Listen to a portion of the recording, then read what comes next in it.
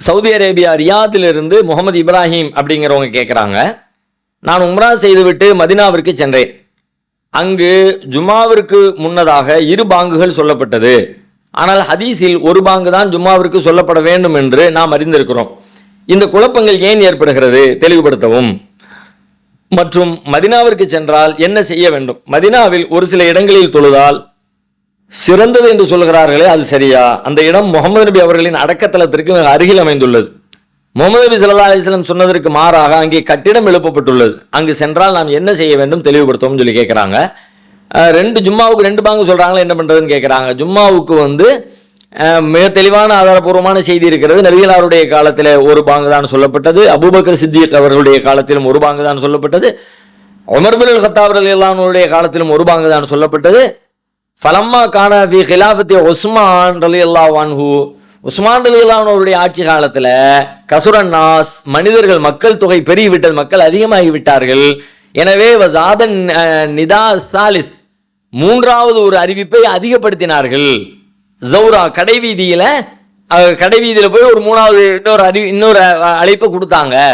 இன்னொரு அழைப்பை கொடுத்தாங்கன்னா 3வதுனா பாங்கி இகாமத்தோடு சேர்த்து, பாங்கி இகாமத்து 2ஆகவும் அதோட இன்னொன்று அப்படிங்கிற கருத்துப்பட 3ங்கிறது 3வது ஒரு அழைப்பை அதிகப்படுத்தினாங்க.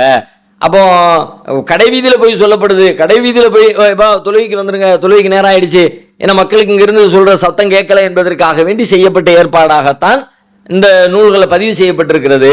ரசூல் ஸல்லல்லாஹு அலைஹி வஸல்லம் நமக்கு எப்படி செஞ்சாங்கன்றது தெளிவான வழிகாட்டுதல் இருக்கும் பொழுது அதை விட்டுட்டு நம்ம வேற ஒரு காரியத்துக்கு போகக்கூடாது. ஆனால் அவங்க செய்கிறாங்கன்னு சொல்லி சொன்னால் தவறாக புரிந்து கொண்டு அவங்க செய்கிறாங்க என்பது தவிர அதில் சொல்கிறதுக்கு வேற ஒன்றும் இல்லை. 2வது 3வது பாங்கு அப்படின்னு நீங்கள் சொன்னால், இப்போ கடை வீதியில் போய் சொன்னாங்கன்னு எதுக்கு அப்படியே வரணும்? கடை வீதியில் சொல்லப்படுதுன்னு சொல்லி சொன்னாலே வழக்கமான ஸ்டைலில், வழக்கமாக உள்ளது இல்லை. வழக்கமாக உள்ளது என்ன? வழக்கமாக பள்ளிவாசலில் தான். இப்போ நீங்கள் பள்ளிவாசலில் சொல்கிறீங்க, நீங்கள் போய் மார்க்கெட்டில் போய் நின்றுக்கிட்ட அழைப்பை கொடுத்துட்டா கூட உஸ்மான் ரலியல்லாஹு அன்ஹு காலத்தில் இருந்துச்சு நாங்கள் செய்கிறோம்னு கூட சொல்லலாம்.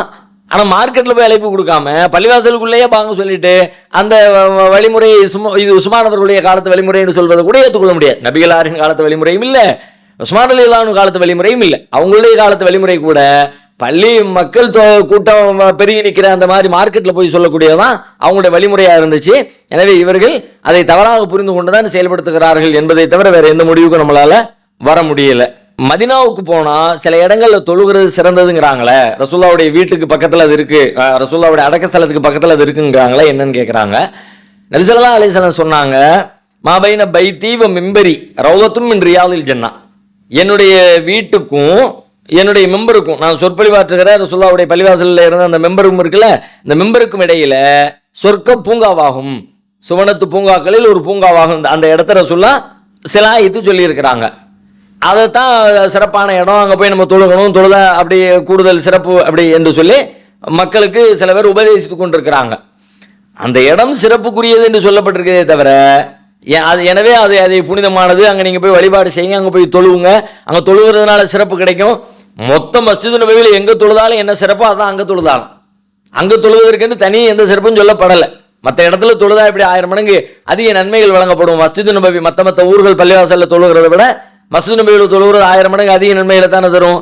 அந்த நன்மையை நீங்கள் ரவுலா என்று சொல்லப்படுகிற அந்த இடத்துல தொழுதாலும் அப்படிதான், பள்ளிவாசலுடைய உள்பகுதி வெளிப்பகுதின்னு சொல்லிட்டு மஸ்ஜிது நபவி முழுவதும் எங்கு தொழுதாலும் அதுதானே தவிர இந்த செய்தியை வைத்துக்கொண்டு அதை சிறப்பான தொழுகைக்குரிய இடமாக ஏற்பதும், அதுக்காக வேண்டி முண்டி எடுத்துக்கொண்டு நிற்பதும், சண்டையிடுவதும் அப்படிதான் நடக்கிறது. அந்த இடத்துல போய் நின்று தொழுகிறதுக்காக வேண்டி அவ்வளவு சிரமப்படுறாங்க. இன்னும் சொல்ல போனால் அங்கே தொழுகிறவங்க தொழவே முடியாது என்கிற அளவுக்கு தான் பல பேருடைய தொழுகை இருக்கிறது. இடிச்சுக்கிட்டு பிடிச்சிக்கிட்டு நிற்க முடியாமல் தள்ளி விட்டுக்கிட்டு அவங்க எப்படி கவனத்தோடு தொழுவாங்கன்னே தெரியல. ஏன்னா அந்த இடத்துக்கு சிறப்பு இருக்கு என்று சொல்லப்பட்ட காரணத்தினால இந்த மாதிரி செய்கிறாங்க. அந்த மாதிரி எந்த சிறப்பும் கூடுதல் சிறப்புகள் எதுவும் அதை தொழுவதனால் நன்மை இருக்கிறது என்று எந்த செய்தியும் நமக்கு இல்லை என்பதை புரிந்து கொள்ள வேண்டும். அடுத்து ரசூலுல்லாவுடைய அங்கே போனால் என்ன செய்யறது? ரசூலுல்லாவுக்கு சலாம் சொல்லுங்க. இறந்த அடக்க ஸ்தலத்துக்கு போனால் எப்படி சலாம் சொல்லுவோமோ அது மாதிரி சலாம் சொல்லுங்க. அங்கே ஓதுன்றதுக்கு ஒரு ரசூலுல்லாஹ் சொல்லி தந்த துவா ஓதுங்க. இதுதான் அங்கே செய்ய வேண்டிய வேலை. அவங்க அதுக்கு மேலே கட்டடம் கட்டி வச்சிருக்கிறாங்கன்னா கட்டடம் கட்டினது தப்பு, மார்க்கத்துக்கு முரணானது. ரசூலுல்லாஹ் கபருக்கு மேலே கட்டுற கட்டடத்தை வேண்டாம் நாங்கள் கெட்டாதீங்கன்னு நாங்கள் அதை இடிங்கன்னு அவர்கள் செய்து வைத்திருக்கிற காரணத்தினால அங்குள்ள அரசோ அங்குள்ள மக்களோ ஒரு காரியத்தை செஞ்சதுக்காக வேண்டி நாம குழம்பிக்க வேண்டிய அவசியமே கிடையாது. ஏன்னா எல்லா மக்களும் கரெக்டாக தான் செய்வாங்க, எல்லா அரசும் எல்லா அதிகாரத்தில் இருப்பவர்களும் சரியாக தான் சிந்திப்பாங்க, சரியானது மட்டுமே செயல்படுத்துவாங்க என்று சொல்வதற்கு உத்தரவாதம் இல்லை. எல்லாரிடமும் பிழைகள் இருக்கும் என்பதை போல பல காரியங்களை சரியாக செய்யக்கூடிய அந்த அரசு சில காரியங்களில் கோட்டை விட்டிருக்கிறது என்பதைத்தான் இது காட்டுகிறதுங்கிறத புரிந்து கொள்ள வேண்டும்.